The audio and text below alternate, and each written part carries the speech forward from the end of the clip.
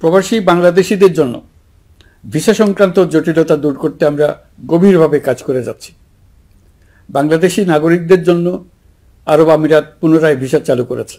Malaysia কর্তৃপক্ষ বাংলাদেশি কর্মীদের জন্য প্রথমবারের মতো মাল্টিপল এন্ট্রি ভিসা চালু করেছে। অন্যান্য দেশের সঙ্গেও ভিসা জটিলতা কিভাবে কমিয়ে আনা যায় এ নিয়ে আমরা কাজ করে যাচ্ছি। আগামী 5 বছরে জাপানে অন্তত 1 লক্ষ বাংলাদেশি তরুণদের পাঠানোর প্রস্তুতি শুরু করেছে। তরুণদের সেখানে পাঠানোর জন্য বিশেষ প্রশিক্ষণ, অন্যান্য ব্যবস্থাও আমরা নিতে শুরু করেছি। এর পাশাপাশি আমরা ইতালি, দক্ষিণ কোরিয়া, সার্বিয়া সহ বিভিন্ন দেশে দক্ষ কর্মীদের পাঠানোর উদ্যোগ নিয়েছি। সৌদি আরব, জর্ডান, ওমান সহ বিভিন্ন দেশে নথিপত্রের কারণে যে প্রবাসীরা ইরেগুলার হয়ে গিয়েছিলেন তাদেরকে রেগুলারাইজ করার জন্য ব্যবস্থা নিয়েছে। আমরা বিভিন্ন দেশের সঙ্গে বিদ্যমান চুক্তিগুলোকে পর্যালোচনা করে দেখছি যাতে আমাদের প্রবাসী ভাই বোনদের জন্য সেগুলো স্বস্তিদায়ক হয়। দেশে এবং দেশের বাইরে বাংলাদেশের নাগরিকরা যে যেখানে অবস্থান করছে তারা যাতে সব ধরনের নাগরিক সুবিধা পান, আমরা সেই বিষয়ে উদ্যোগ নিয়েছি। চলতি বছর আমাদের নানা উদ্যোগের ফলে প্রায় 87,000 বাংলাদেশি সুষ্ঠুভাবে হজ পালন করতে পেরেছেন। হজের ব্যয়ও অন্যান্য বছরের তুলনায় আমরা কমিয়ে আনতে পেরেছি। হাজিরা যাতে নির্বিঘ্নে হজ সম্পন্ন করতে পারে সেজন্য লাব্বায়েক নামে অ্যাপ চালু করেছে, যার মাধ্যমে ঘরে বসেই হাজিদের আত্মীয় স্বজন, পরিবার পরিজন তাদের অবস্থান প্রতি মুহূর্তে জানতে পেরেছেন। এবছর দক্ষিণ এশিয়ার অন্যান্য দেশগুলোতেও আমাদের হজ ব্যবস্থাপনা প্রশংসিত হয়েছে। আগামী বছরের হজ ব্যবস্থাপনা যেন আরও নির্বিঘ্নে সম্পন্ন করা যায় সেজন্য মন্ত্রণালয় এখন থেকেই প্রস্তুতি নিতে শুরু করেছে।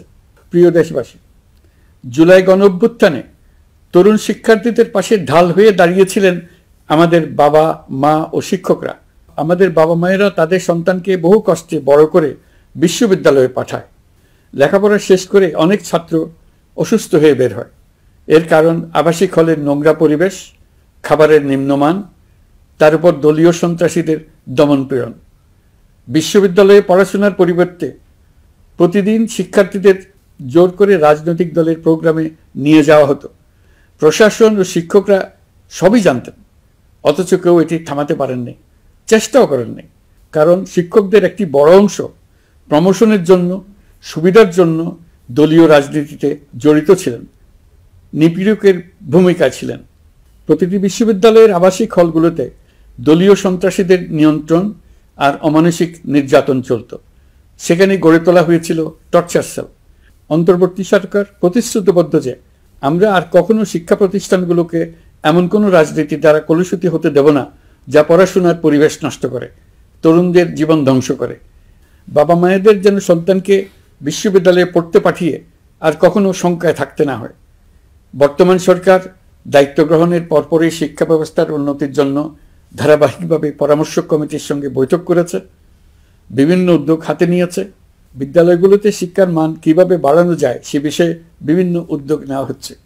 সরকার কিছুদিন আগে সারা দেশের সরকারি প্রাথমিক বিদ্যালয়ের সব প্রধান শিক্ষকের বেতনের গ্রেড 1 ধাপ বাড়িয়ে 10ম গ্রেড করার সিদ্ধান্ত নিয়েছে। এটি একটি যুগান্তকারী সিদ্ধান্ত। প্রাথমিক বিদ্যালয়গুলিতে শূন্য পদে 6,500 প্রধান শিক্ষক নিয়োগের প্রক্রিয়া চলছে। প্রাথমিকের পড়াশোনার পদ্ধতিগত পরিবর্তনের দিকেও আমরা মনোযোগ দিচ্ছি। সব স্কুলে ইন্টারনেট সংযোগ ও মাল্টিমিডিয়া শ্রেণীকক্ষ তৈরির নির্দেশ দেওয়া হয়েছে। পার্বত্য চট্টগ্রামে কমপক্ষে 100টি স্কুলে এবছরের মধ্যেই ই-লার্নিং চালু হবে। ঢাকা চট্টগ্রামের অভিজ্ঞ শিক্ষকরা প্রযুক্তির সহায়তায় এসব স্কুলে শিক্ষকতা করে সেখানকার শিক্ষক ঘাটতি পূরণ করবেন।